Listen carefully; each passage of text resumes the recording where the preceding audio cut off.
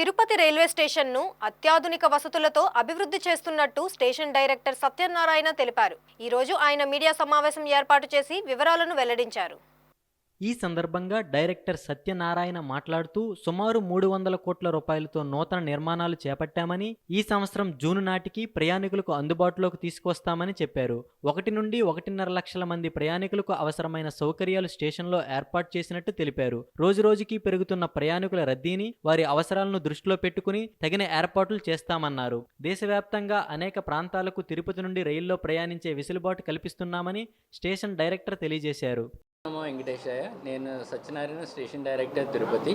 మన తిరుపతి రీడెవలప్మెంట్లో భాగంగా government 300 crores sanction చేసింది. ఫేజ్ వన్ కింద Tirupati station north entry, south entry అని 2 ఎంట్రీస్ ఉంటుంది. టౌన్ మనకు ప్యారలల్గా నార్త్ ఎంత ఉందో సౌత్ ఎక్కువ డెవలప్ అవుతా ఉంది, ఎక్స్పాండ్ అవుతా ఉంది. కాబట్టి ఆ మెయిన్ బిల్డింగ్ అవంతా బోత్ ఎంట్రీస్ నార్త్ సౌత్ ఉంటుంది. సౌత్ బిల్డింగ్ ఇప్పుడు మే-జూన్ కల్లా ఓపెన్ అవుతుంది.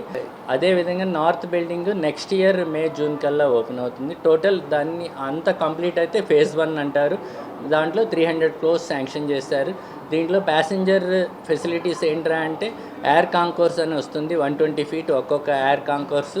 దాంట్లో అందరూ సిట్టింగ్ ఏరియా ఉంటుంది. 120 feet అంటే స్పేషియస్గా స్టాల్స్ ఉంటాయి, ఫుడ్ ప్లాజాస్, ఫుడ్ కోర్ట్స్ ఉంటాయి, కూర్చోవచ్చు. ట్రైన్ అనౌన్స్ చేసినప్పుడు ఎస్కలేటర్లు, లిఫ్ట్లో వెళ్ళి కన్సర్న్ ప్లాట్ఫామ్కి దిగేసి వెళ్ళొచ్చు. ఎవ్రీ ప్లాట్ఫామ్ 6 platforms లిఫ్ట్ ఎస్కలేటర్స్తో లింక్ అయి ఉంటుంది. ఆల్ ఫెసిలిటీస్ ఉంటాయి. ఎవ్రీథింగ్ స్టేషన్ సర్వేలెన్స్లో ఉంటుంది. సెక్యూరిటీ చెక్స్ కానీ అవన్నీ ఉంటాయి.